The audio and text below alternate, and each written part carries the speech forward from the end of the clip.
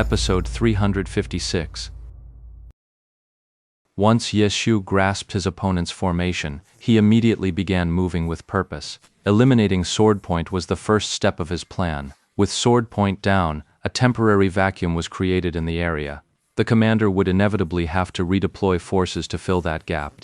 From this point on, the positioning shifts of the formation were entirely dictated by Ye Shu. Though not the commander, he became, in a sense, the formation's guide. Every change in its layout was a response to his actions. Now Ye Shu had turned the tables, using his own calculated maneuvers to dictate the enemy's movements. He kept accelerating the pace of change, ultimately magnifying the opponent's flaws and forcing the formation to reveal a weakness. This opening was intentional, but the gap it created wasn't wide enough yet. Keep changing. Although Ye Shu lacked an electronic map to grasp the overall situation, but the map in his mind was clearer than any electronic display. The points on a screen were static, but Ye Shu's mental simulation was always in motion.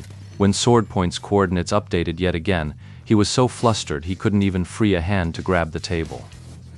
Lord Grimm was charging once more toward the gap in the formation he had just maneuvered into being. The coiling silk spiral array wasn't supposed to have gaps. How could this happen? Swordpoint frantically issued new orders while anxiously racking his brain. He mentally replayed the entire sequence step by step, searching for the exact moment things went wrong. Finally, the playback in his mind froze on a single frame. His mind finally locked onto the moment of his own death. The problem was with him. Swordpoint suddenly understood. While the spiral web formation didn't strictly require a precise number of people, it could function with one more or one less. The instant he died, the formation, which should have had 24 people, a gap had still appeared. Swordpoint had rushed to fill it the moment he revived, and the breach had been fleeting. But now it was clear he had failed. Not only had he failed to seal the rift, but in the subsequent maneuvers, he had only widened it further. The gap widened until it was a glaring hole on the digital map, a flaw anyone could spot at a glance. Even then, Swordpoint was still bewildered. But now, seeing Lord Grimm charge with such unerring accuracy, time and again, straight for the formation's weak points, he finally understood. This was no accident. It was the enemy's.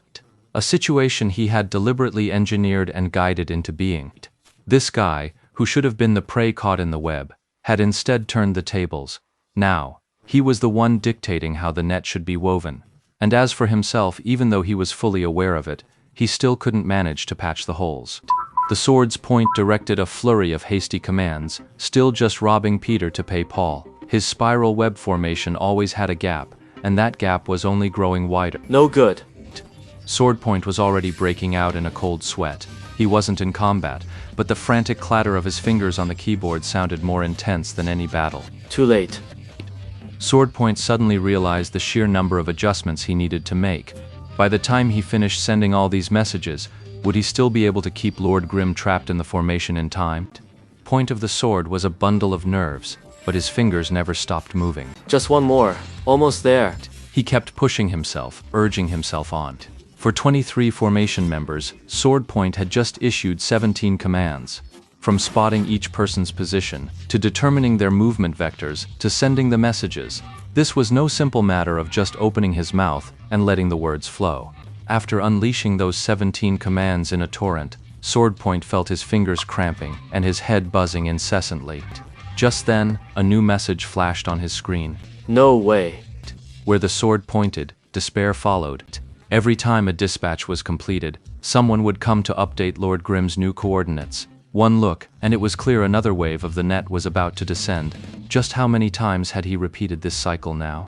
Swordpoint's fingers were cramping as he tapped to open the message, and another wave of tears streamed down his face. Just as I thought.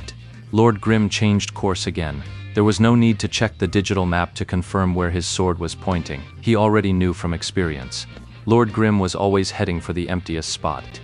Where is that? How is the formation master supposed to deploy his forces when the sword's point is aimed right at him? He didn't want to leave such a gap, but there was no choice.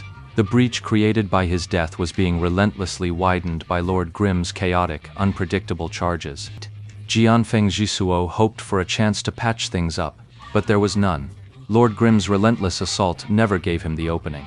In other words, up to this point, Sword Point's spiral web formation had not yet completed the transition from a 24 to a 23-person layout. Everything had started from the moment he died. Yet Sword Point had no choice but to grit his teeth and press on, thinking, judging, issuing commands. His head throbbed even worse, and his fingers felt like they weren't his own. This time, Sword Point mobilized 19 men in one go. This was a contest, and Sword Point knew it well.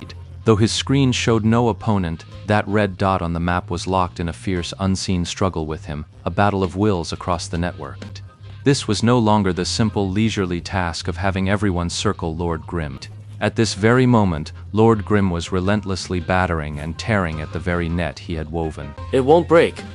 It won't break. 19 messages. Sword Point had sent them all. He'd done it.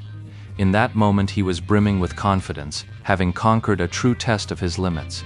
Just moments before, he would never have believed he could pull this off in such a short time. It was nothing short of a miracle.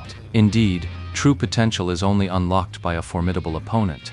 Sword Point watched the red dot on his map and the new gap that had opened in the enemy's formation.